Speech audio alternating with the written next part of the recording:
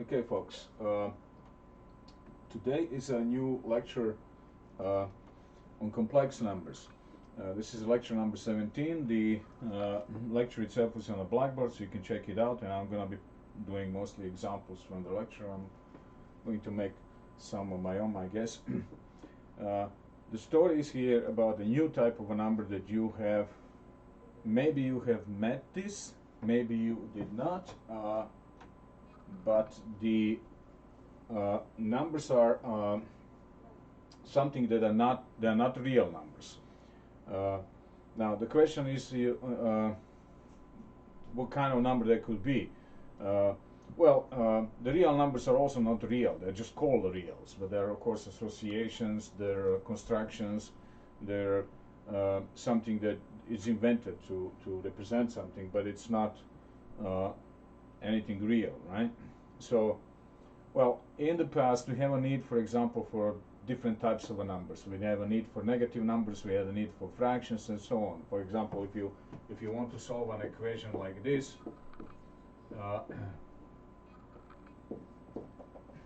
you would not be able to do that with an integer. You would not be able to do it with natural number. You need with natural, with a whole number that is positive. You will not be able to do that. But so, if you allow a number to be negative, which we did, then you can solve this. You can say the x should be, in this equation, -2, right? So in the history of mathematics, this was considered to be a fake number for a long time. Yet it was used. So nowadays, we allow that to be just one of the regular numbers we use all the time. We call that sign numbers, or we call that sign whole numbers. We call them integers, right? So this is something that is invented just to be able to solve an equation like this, right? Now, you have the situation, similar situation with real numbers. If you want to solve the equation like this, you would not be able to do that with the real numbers, because when you square a real number by the sign rule about multiplication, you could either get 0 if you're squaring 0, you could get something positive if you're squaring a positive number. When you square a negative number, you also get something positive, because it would be negative times negative, which gives you positive. But in no way you could get a number -1. Okay? So, a long time ago, about 5 centuries ago, there was a gentleman in Italy whose name was Girolamo Cardano.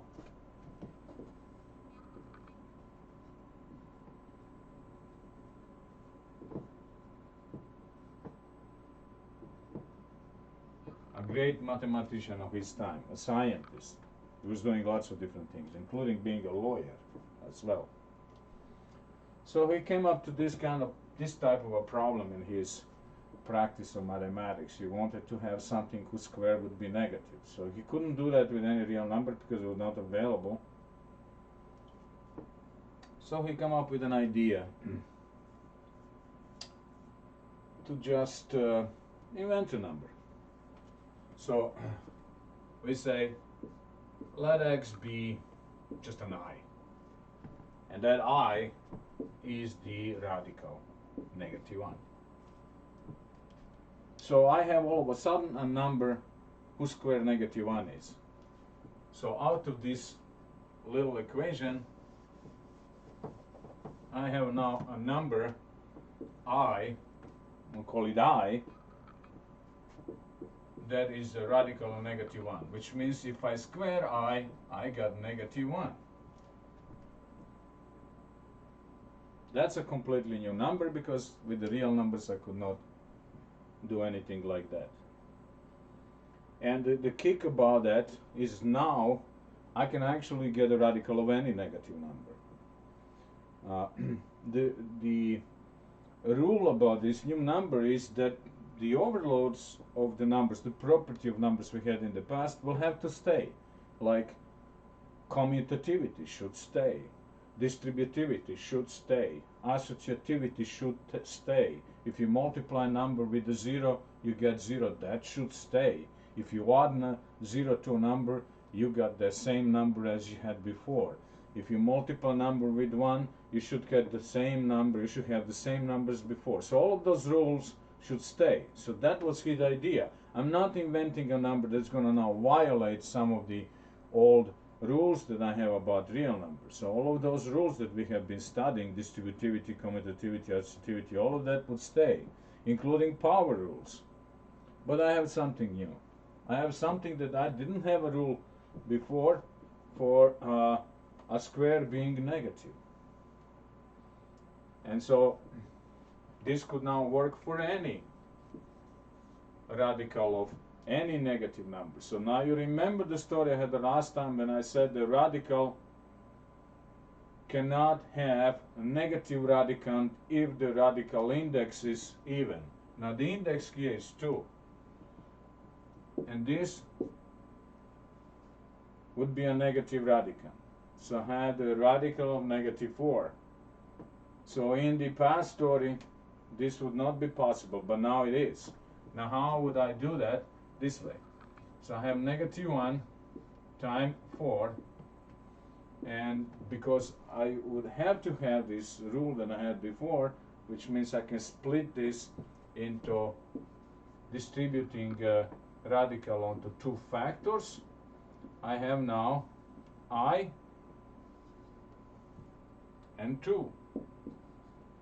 And we can write it conveniently 2i, so we always put a concrete number in front of the label. The label in this case, I, is not a variable. This is the number whose square -1 is. So again, make no mistake about it. When we are dealing with variable, we're talking about a number we don't know. We talk about a number who can be lots of different things. But when we're dealing with an I, we're talking about a number that we know of. This number is radical -1. It's a number whose square -1 is, so it's nothing special about it. Now, we have some strange things happening now with the powers. So, if you make a square, you get -1. If you make a cube, you get the square times I, and since the square is -1, you get -i. That's an interesting thing. We never had that before. If you make a cube of this number, you got the opposite of itself. Very strange, right?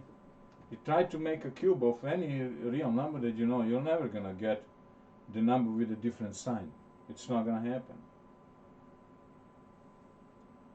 And -2 is -2 times, -2 cube is -2 times -2 times -2, it's -8, it has the same sign. But this time it happens the opposite. So now you know, if you didn't notice before, of course you noticed before because the square is -1, but now you see that you have something that you never had before. If you make a 4th power, that is if you're making a square times square, now you get -1 times -1, you get 1. Interesting. Now if you make the 5th power, that means you're making a 4th power times the 1st power, and the 4th power is 1, so you get I. The 5th power of this number is number itself. The 3rd power is the opposite of itself. Very interesting. It's a completely new number. Apparently it does some strange stuff. The 6th power would be the 5th power times the I, and the 5th power is I times I squared is -1. And now if you multiply that with another I, you just keep on moving here. You're at this point here, right?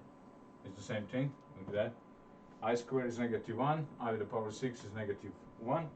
So you multiply with another I, you're gonna get the -i. If you multiply with another I, you're gonna get the 1.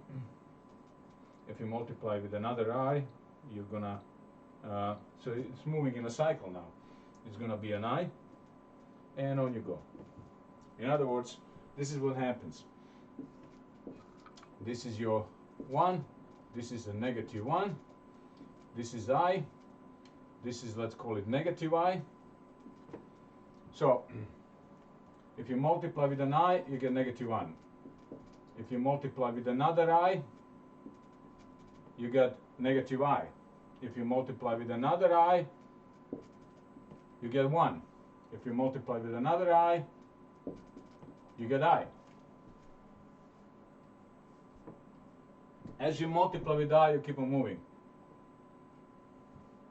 First power, square, cube, fourth power, fifth power, sixth power, seventh power, eighth power, ninth power, 10th power, and on you go. In this little circle.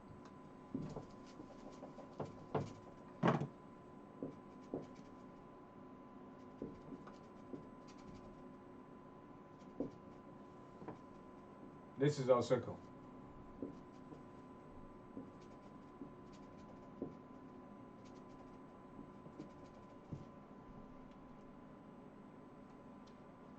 Okay, we are going to now call this, of course, this is going to be our good old real axis.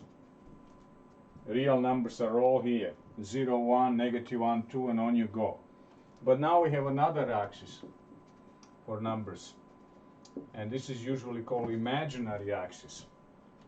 It's not a y-axis. We're not talking about geometry here. I'm not trying to make circles or lines or anything like that. No, I'm just talking about numbers. Interesting.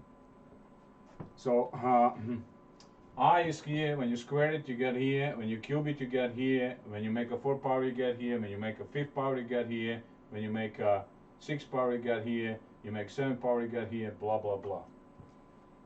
All right, that's how it works. So if I ask you a question about the power of I, and I said something like this, I 127, what would that be? How would you find that out? Well, you can go 1, 2, 3, 4, 5, 6, 7, go around until you reach 127, and where you stop, that will be the power you need. Well, it's a little bit slow, and if you don't count right, you could miss it. So I'm going to do something smarter. First of all, I'm going to make an even power. How do you make an even power? Well, I'm just going to write it this way. So this is even, and the I is an extra factor. So this time this you add 126 plus 1, it's 127. So 127. So this is an even power. Now I'm going to be turning this into a power of a square. And how can you do that? Well, this way. This is the power of a square. 2 times 63 is 126. Even number can be divided with 2. So that is the new power. But now not of I, but of I squared. Because I'm just simply using a power rule. When you make a power of power, you get 126 here. Now I know that this is -1.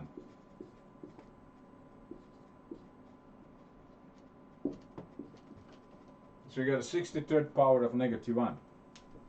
Now if you make a powers of -1, this is what you're going to get. -1 first power. Square of -1 is 1. You multiply one more time with -1, you get -1. That's a cube. You do the 4th power, you multiply with -1, you just change the sign, you get 1 again. 5th power, -1. 6th power, 1. 7th power of -1, -1. Every odd power of -1 is -1. Every even power of -1 is 1. So this is an odd power of -1. So this is -1. Time I. And your result is -I without counting. But if you do the counting, 1, 2, 3, 4, 5, 6, 7, 8, and you go around 127, every quarter is worth 1 turn. 1 power, I should say. It's not a turn, it's a quarter of a turn, it's worth 1 power. Then you get to -I. But this is smarter. Let me give you another example.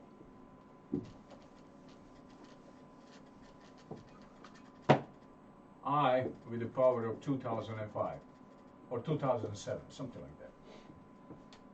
Now if you're going to go counting there, every power to be a quarter of a turn, you're going to have to do a lot of counting.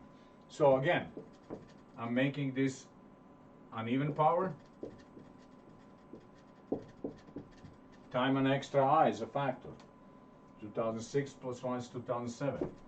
This is a power of a square.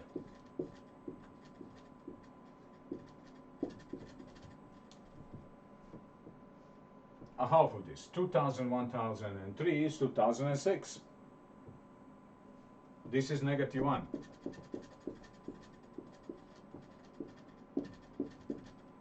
And now you have the odd power of -1, which is also -1.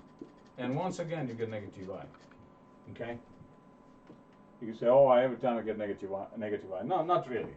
For example, if I change this and I wanted to have 5 here, then this would change here. I would get the 4. When you halve it, you get 2. This is -1, -1s here. I'm halving here. Now I have the even power of -1, which is +1. Even power of -1 is +1. And the end result is +i.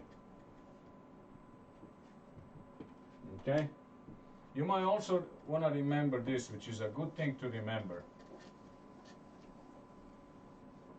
Every fourth power of I is 1. Anytime you have something divisible here with 4, the result is going to be just simply 1. You can just immediately conclude 1. Why? Well, if you divide this with 2, you're going to get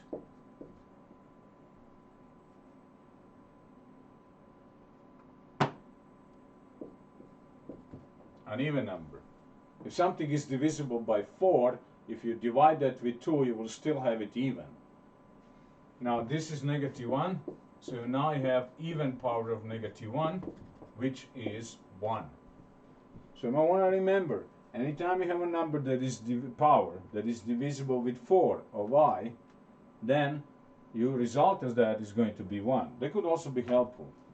So for example, if I have I with the power of 217, well, this number is not divisible by 4, but it has a part of it that is divisible by 4.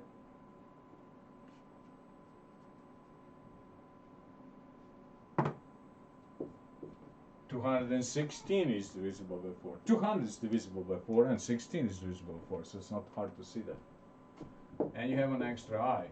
Now this is 1, so the end result of that is I. So you can use that. Again, you could have done this differently, like I said already before. Split it into even, halve it,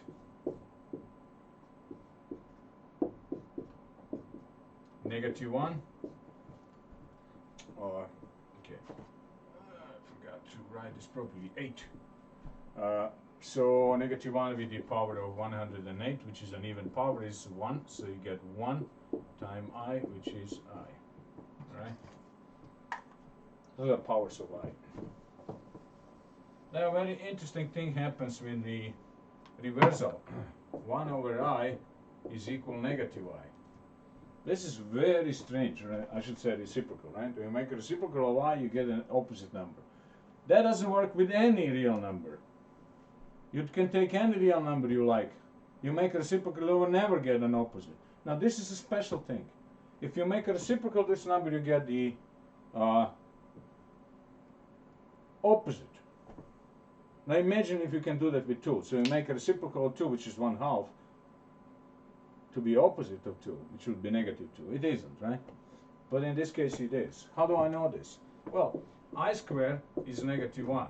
Again, that's the whole idea about I. If you divide both sides with I, you get I equal -1 over I. So these two numbers are opposite, or I could say this way. You can multiply both sides with -1. So that's how I know that the reciprocal of I is -I. You might want to remember that, because you might want to use this. Okay? One more. Now we have all sorts of numbers you can have here. It's not just this axis and this axis, but you can have some combination. For example, this number here. What's that? That would be 2. So this is 1, 2, and I. 2 plus I. So you have a number in the plane here. So what are complex numbers? Two-dimensional numbers. You have them in the plane here. So we say like this. Anything you can write like this. A plus bi. When this is a real number and this is a real number, we will call that a complex number. So that could be that guy over there. 2 plus 1i, or it could be 3 plus 2i, or it could be 3.5 plus pi I. All of that are called complex numbers. So any combination of a real number and a multiple of I is called complex number. So this is the format of a complex number. 2 plus I, 3 plus 2i, 3.5 plus pi I. Of course, this is a concrete number, right? You know that. We don't have any better way of writing a pi because 2.14159 da. It doesn't stop, so you cannot write it down, so we have a name for it, we call it pi. This is also a concrete number, it's a radical of -1. This is a real number though, and this one isn't. Okay? So this is a complex number. Okay, more. We have two parts here. We're gonna call this guy real part. And we're gonna call this guy imaginary part.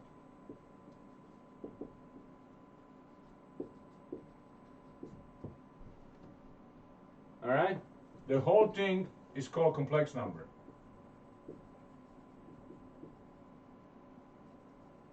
Right? I'm not calling this imaginary part. I'm only calling this guy imaginary part.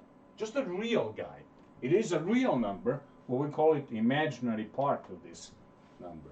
And this is a real part. So here, real part. 3. Imaginary part.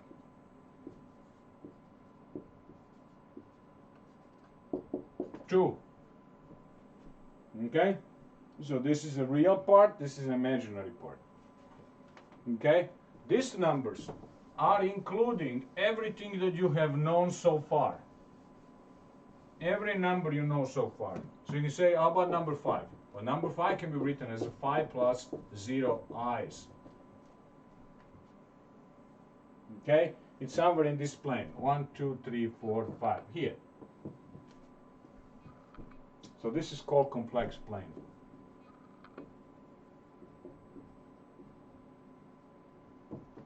You have a real number line, and now you have a complex number plane. You can say, oh, can we have three-dimensional number? Yes, we can. We call them quaternions. We're not going to use them. So there's more. This is not the end of the story, but this is the end of the story for us in our algebra. Complex numbers are going to be the last number you're going to learn about. We're not going to be studying anything further, but there are numbers further. So you have your real numbers. What are real numbers? Measurements. We use them for measuring. They are on the line, on a single line. And now you have complex numbers that are in the plane. They're in this plane, complex plane.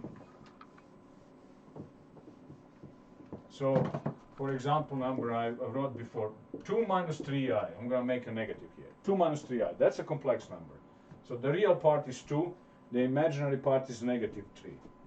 So real part is 2. Imaginary part is negative 3. If you are looking for this number, so all of the real numbers are now complex numbers. You just write that, you know, whatever the number is plus 0i. So if you look at that in a complex plane, this is a complex plane. Real axis and imaginary axis. I'm not talking about x and y. I'm talking about real axis and imaginary axis. Those are the axes where the numbers are. This is I and this is 1. This is of course negative 1 and this is of course negative I. Now the beauty is you still have only 1 0. Okay?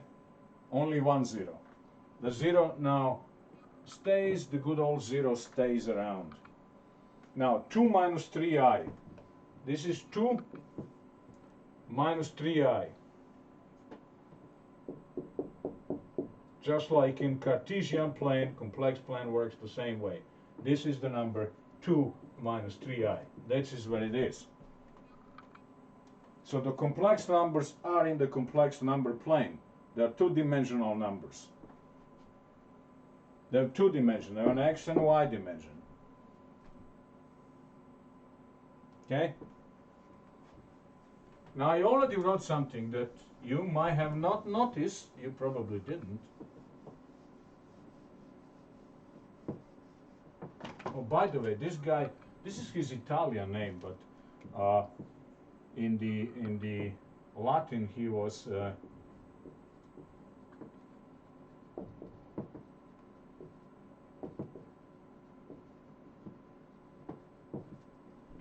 Hieronymus Cardanus. This name is often transcribed or they phonetically change into Geronimo.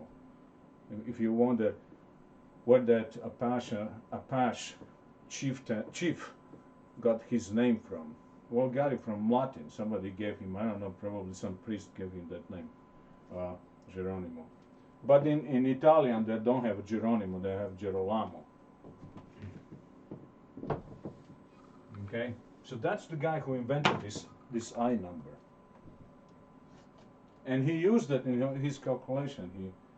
He did some tremendous amount of important work in algebra in the 16th century.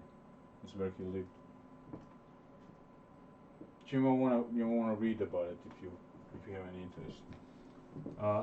But again, you might have not noticed, but I had this property I had before I was using that 0 times I is equal 0, which means that good old property we had for real numbers. When you multiply something with the zeros, it becomes 0. Stays with the complex number. So that's the idea. Okay. So everything you do with the complex number will have to conform the properties that you have already known to you. So what do you do with the complex number? You add them. So you add complex number. Now how do you add complex number? Very simple. This way. So I'm adding two complex numbers. I'm making it really simple. Okay? This is what we do. You have a complex number here, you have a complex number here, and you are trying to add them. You can also subtract them in the same manner. What you're going to do here, you're going to assume that you have the properties you had before, which is the commutativity and associativity and distributivity. Those are important properties. What that means, it allows you to shuffle the terms. If you can shuffle the terms, you can do something here. And then it allows you to add apples and oranges. I mean, apples and apples and oranges and oranges. So, what you're going to do here, you're going to do this, 2 plus 3, real part, real part. And then you're also going to do the rest of that, I minus 2i. That's the, I'm preparing for something. Now the first part is of course 5. This by distributivity will be negative I. Distributivity is here. 1 times I minus 2 times I, extract I. As a common factor, you have 1 minus 2, that's negative 1, and you have negative I. So people write like that. You should never do that. You should just simply write one sign. It should be this. And now you have a complex number. This is a complex number, 5 minus I. So you add a complex number, you add with another complex number, you get something like that. So this is the story that you will use. You're basically like adding binomials. These are not binomials. This is a concrete number. There's no variable here. I is not a variable. R is a radical negative 1. This is also a concrete number. It's not something variable. It's not that I could be now 5 and then maybe it's become 7 or something like that. No, it's always the same thing. It's a radical negative 1. So this is a concrete number, this is a concrete number. They're both complex numbers, and the result of their addition is a concrete number, which is another complex number. Right? If you do the subtraction, you will do the same thing. So if you want to subtract, let me change something. So I'm going to have, I don't know, let's put here a little change here. 5, just not to have the same. That doesn't have to be an integer. I'm using 1, 2, 3, 4, 5, but it could be something else. Pi, or 1/3. Okay? So you're completely allowed to have fractions and irrational numbers. radical of 3, for example. Okay, so what you're going to do here, if you subtract, you're going to subtract by changing the sign. This is the same story we have always before. This is like a multiply with -1, and distributivity should work. -1 times 3 is -3. -1 times -5i is positive 5i. So the change of a sign, distributivity, is in the game. Distributivity is still a rule. So you got -3, positive 5i. And now, again, associativity and commutativity and distributivity allows you to shuffle the stuff and add the apples and the oranges. 2 minus 3 is -1. I plus 5i is 6i. And you're done. So you're basically doing the same job like you've been doing with polynomials. Although, again, I have to remind you that this is not a binomial. This is a concrete number. This is not a binomial. It's a concrete number. So if somebody asks you, is this binomial or monomial? The answer is monomial. This is one-term number only. There are no powers of variable here. So this is a single number, like 7. Okay? Now we're not going to go bother you with that kind of stuff, but you got to remember that this is a concrete number, not a variable number. And so is this one. And the result of the addition or subtraction is also the same thing. Okay? Now there is so this is addition and subtraction. What's next you can do with that? Well, you can do the multiplication, of course. And multiplication will be done by the FOIL method. Why? Because FOIL is distributivity. So if distributivity stays in the game, then the FOIL will have to stay in the game. So if you want to multiply, we do actually have a rule. So it says the rule could be like this, you know, multiplication. A plus bi multiplied with c plus di. Result, a times c plus a times di plus bci plus bdi squared. One more line. This is negative bd because this guy here is -1. You gotta remember that. There you have ac plus common factor I, ad plus bci. In other words, there is a rule here that you could use if you can remember that. It's, oh, I forgot here the whole piece there. Let me see. So I have this guy and minus this guy. So AC minus BD, right? So that's the result of multiplication. So you have AC. Who's gonna remember this formula? It's just much easier to do that directly. I'll show you that in a moment. But if you want to have formula, you have a formula here. So this is, you multiply a complex number with a complex number. This is the real part of the result. And then you also have the imaginary part of the result, which is AD plus BC. Okay? So that's like a rule, how to add, if you need a rule. Okay? But the rule, as you might have noticed, follows the FOIL method.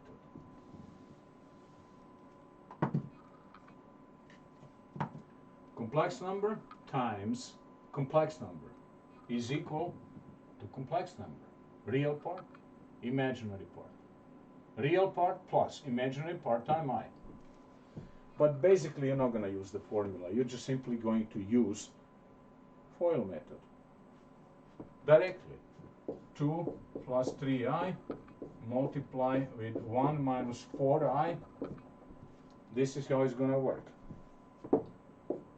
FOIL method. 2 negative 8i plus 3i. And now you have to think a little harder. So you have 3 times 4, which is negative 12, and you have I times I, which is I squared. So I just did the FOIL. I'm assuming you know FOIL, right? If you don't know FOIL, probably you're asking yourself, what is this guy doing? I'm just using FOIL method. First time first, outer time outer, inner time inner, last time last. You're not done here. obviously something you can see here. Negative 8i and 3i is negative 5i. So this is like adding oranges, right? And then lots of people, when they do this in the test, they write like this as a result. This is not a result. Again, this is not a polynomial. This is a concrete number. You're multiplying a concrete number with a concrete number. The result must be concrete. You cannot have a polynomial. What does that mean? It means that this here is negative 1. And if you have negative 1 here, then you're going to have a change of sign here. So it's going to be 2 plus 12, which is going to be 14. This is going to become positive 12 because you're multiplying with negative 1. I squared is negative 1, so this is altogether positive 12. So you got 2 plus 12, which is 14, minus 5i. You have to remember that. This is not the end of the story. This is not finished, because this is negative 1, so you're not done. So you have to turn this into negative 1, multiply with this, you get positive 12, add 2, you get 14, and now you're done. You're multiplying complex number with a complex number. You're getting complex number. The real part is 2, the imaginary part is 3. The real part is 1, the imaginary part is negative 4. The result, the product, has a real part 14 and imaginary part negative 5.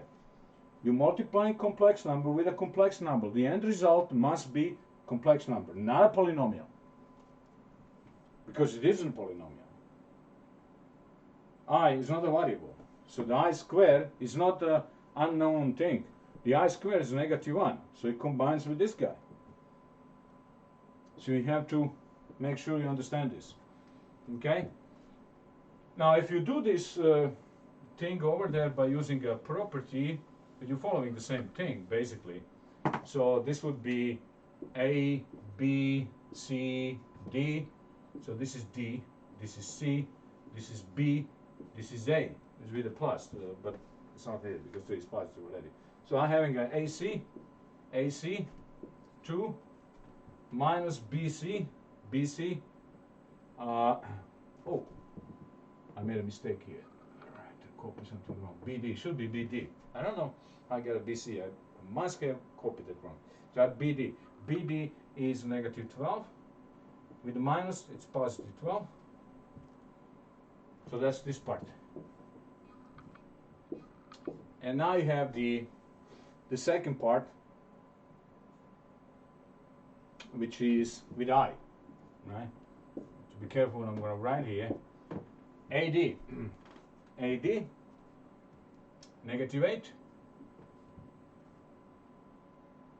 AD, BC, 3, 1, plus 3. And look what I got, 14, negative 5. So if you use that formula, you'll end up with the same.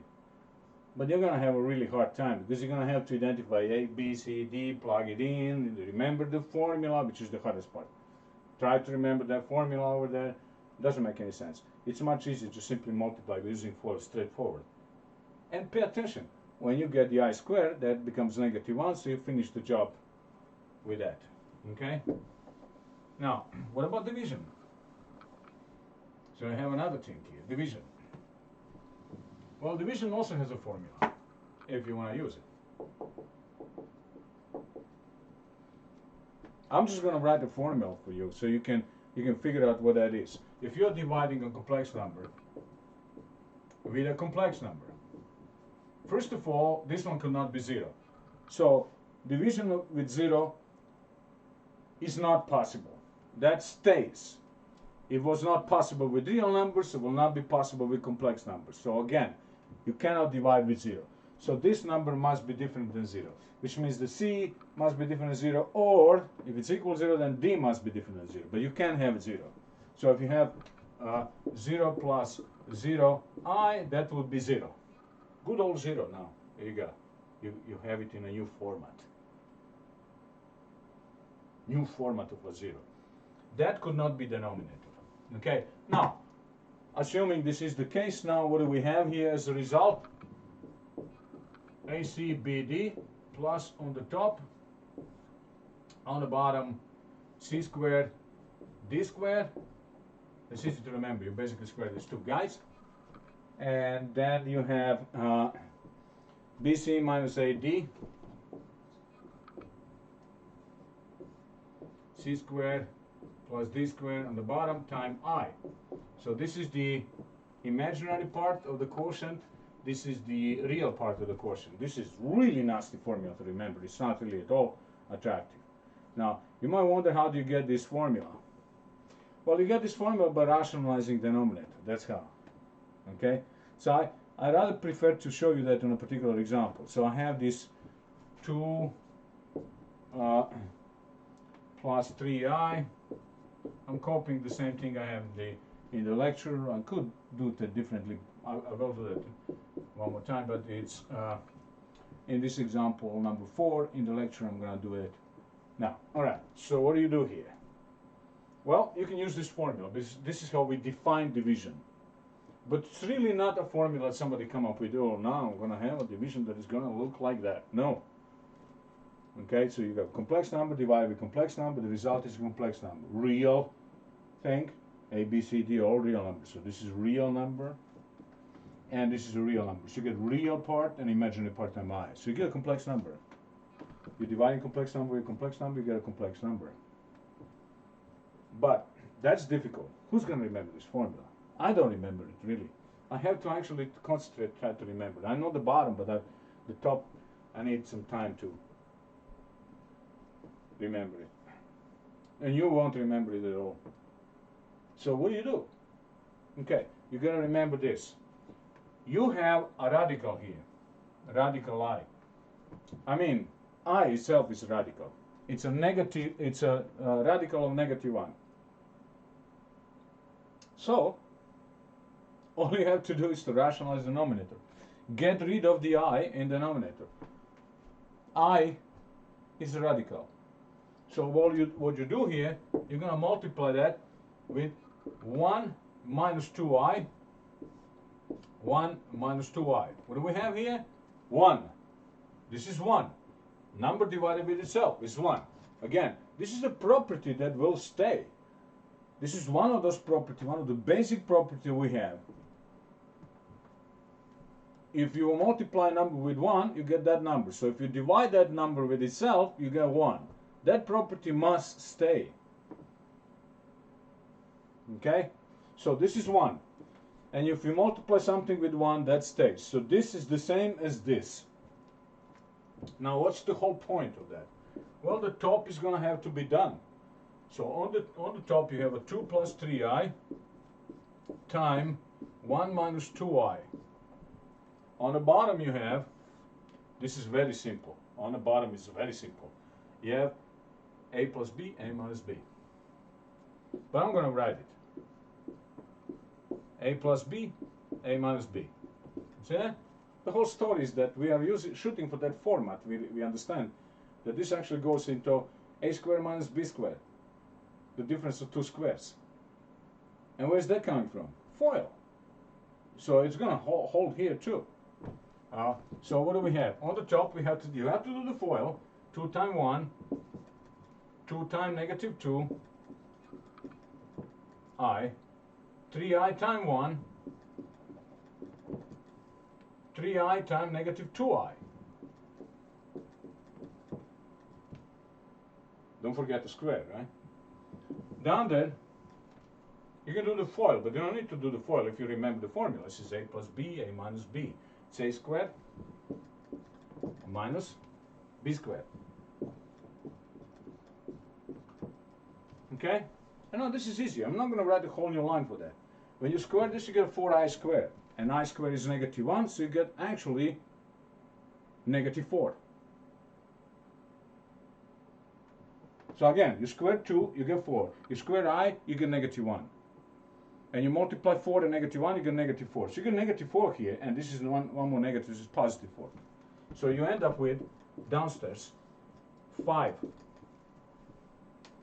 The upstairs you have to work it out. So what do we have here is a -I. what you have here is 2, and this is positive 6. I is negative 1, so it changes the sign there from negative 6 to positive 6. So you have a 2 plus 6, which is 8. Now you're almost done. Not quite. You're still not done here. You are dividing a complex number with 5. This is not a complex number. This is division of a complex number with another complex number. This is 5. So you can write 5 plus 0i. This is division. You're not done. You have to divide. Distributivity again. Split this.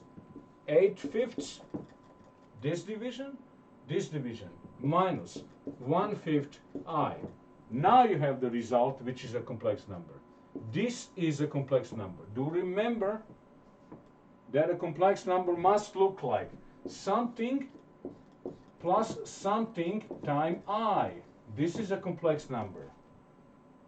So this is not a complex number. This is a complex number divided with 5. This is a complex number. Something plus negative 1/5, negative 1/5 I. Something plus something times I. This is the result. Okay? Alright? Now if you identify here, so this is A, this is B, this is C, this is D, and you plug that into this formula, you get again the stuff down there. I'm not going to that. That's just, well, I could.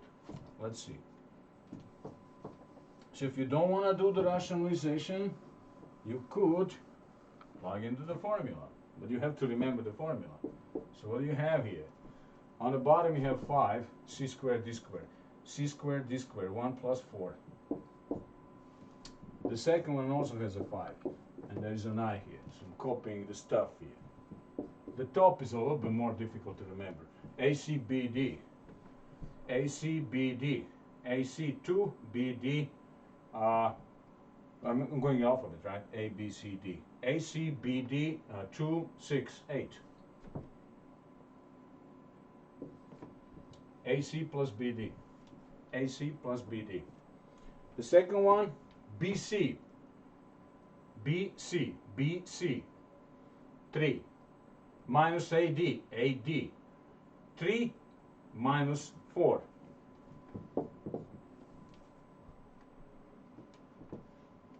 So, oh, this was not that hard, right? If you can remember, A, B, C, D. Plug in the formula. The problem is, can you remember the formula? And of course you can't. So I'm going to give you one more example.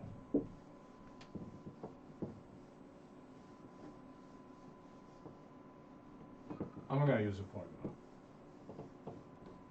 The formula itself allows you to keep all of the properties that you have learned in the past. Distributivity, commutativity, all that stuff stays with those formulas. So you can say, this is how we define division.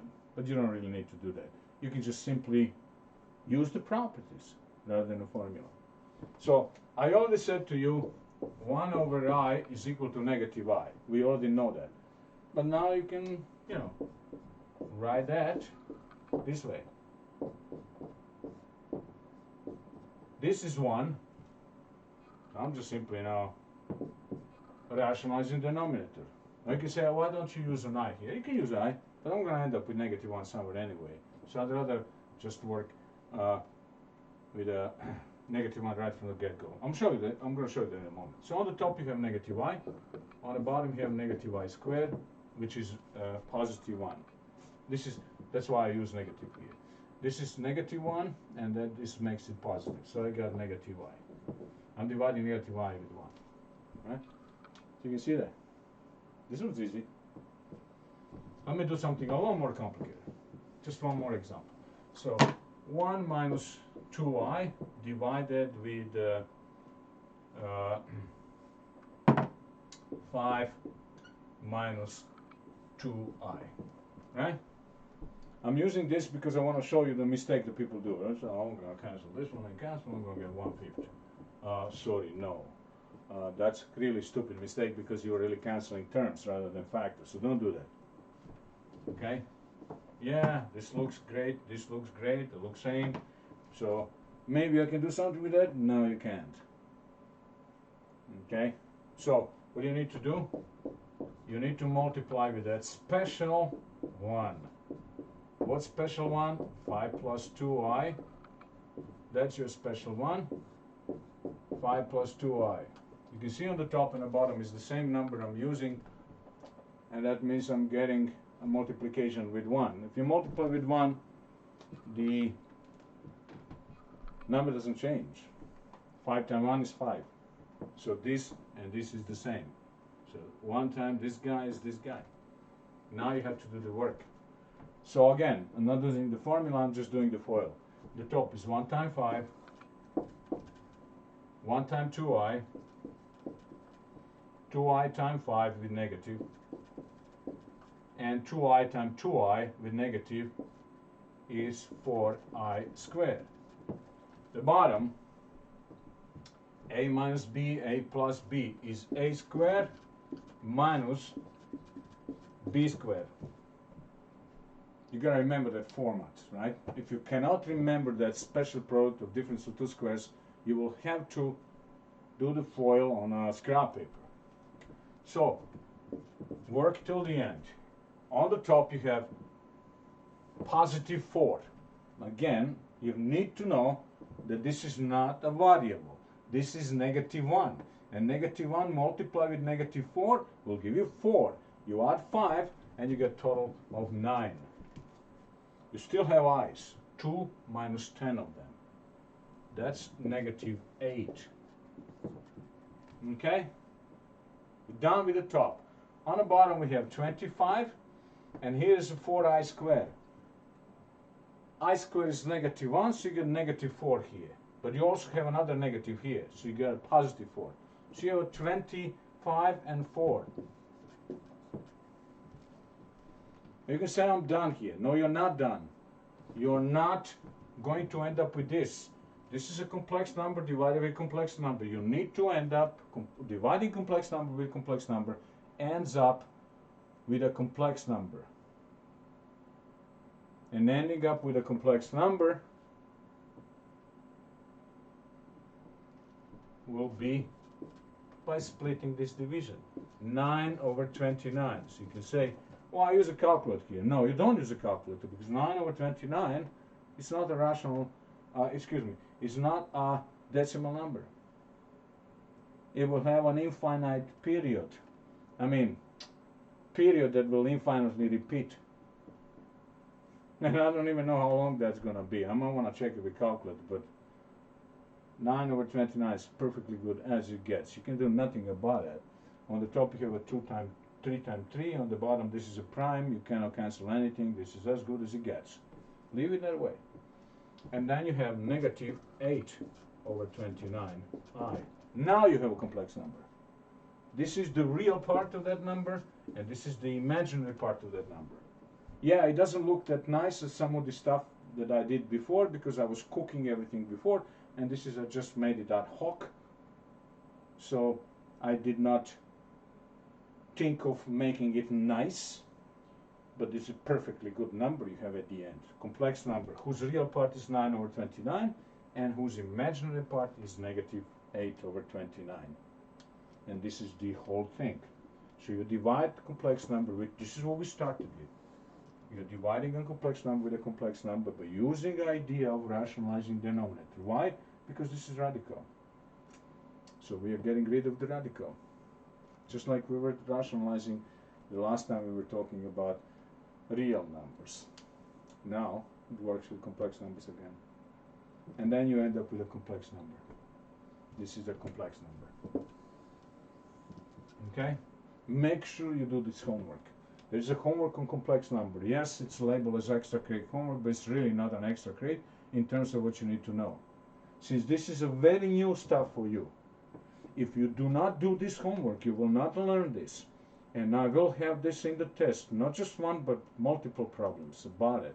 So I want you to do this homework and make sure you get this new concept of a complex number. This is a new two-dimensional number. There are many more complex numbers that you have never seen before. Anything that is in that plane. In the plane, the real numbers are all on this line. Complex numbers are all over the place.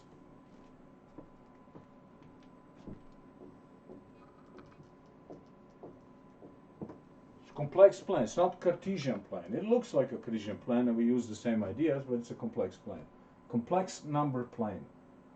So all of the real numbers are here. Complex numbers are everywhere there. So for example, this is the, what do we have? 1 plus 2, 2i.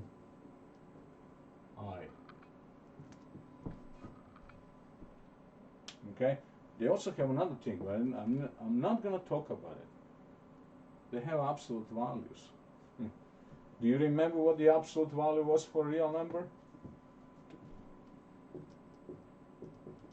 The distance from 0 is 0. The distance is 2. So the absolute value of negative 2 is 2, because that's how far it is away from 0. The absolute value of complex number is the distance from 0. But now it's not that easy, right? You're going to have to use Pythagoras here to find that out. And we're not going there. I'm not going to bother you with that. I'm going to leave that for some other algebra. But they do have absolute value there. So what was I doing today? Powers of I, adding, subtracting, multiplying, dividing with complex numbers. What I didn't do, I wasn't introducing polynomials with complex numbers. That would be an interesting thing. I wasn't talking about absolute value of complex numbers. That is another interesting thing. I wasn't talking about equations with complex numbers. That's one more interesting thing I'm not going to bother you with. But again, there's a homework attached to this topic, to this lecture, and you need to do this homework, because that homework is going to give you a pretty good handle, I hope, if you do the whole homework with, with a care, it will give you a good handle on the complex numbers that are going to be in the test. You could ask also a question, when am I going to ever need this number, radical negative 1? Why would I need radical negative 1? For what?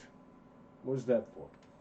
I'm never going to measure anything with that, and real numbers they make sense because we are using them for measuring, and I can see them everywhere around when people doing calculation of all sorts of, but I don't see the complex numbers anywhere around. Okay, maybe you will never need it. But if you're going to study technology and you want to become an engineer in any field of technology, you will need it. It is strange, but engineers use complex numbers, imaginary numbers, some numbers that don't exist as a measurement, but they are used in engineering. You will not be able to study engineering without studying complex numbers. And you're actually going to have a whole course that you're going to actually have to study them. So, even though they are not real, they don't exist, well, number negative 3 doesn't exist either, right? So they're not real, they don't exist, but they do have an important application, and that application is something you will need. Okay, so I'm leaving. I'm gonna end the stream with the notice to you that you need to do this homework to get some handle on these numbers. All right, I'll see you next time.